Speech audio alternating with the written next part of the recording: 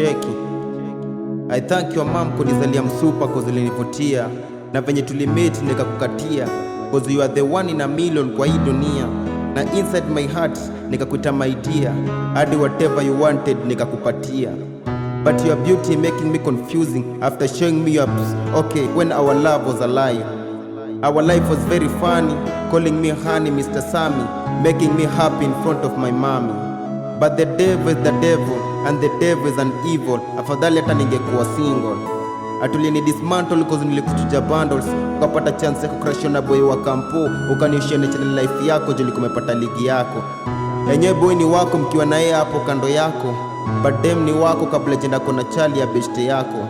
So sad, dem anakuacha juu alipata grade A, juli mistake, akakustep na akakuat break, juli pata grade K, akakushona mpea stress, kila mtu ndo ni sway, juli kwa empty on your brain. Enye dem ni dem tu, na ukiona ameanza kumisbehave bila kujistress, kuna msee from slums too ameambiwa acha nifikirie. Shida kunishow your second name, ama you are Eminem, cause I don't think ulizaliwa na word moja kaya Miguna Miguna. Ama ulitaka nikujue ka Vera Sidika, but your surname ni Shikwekwe.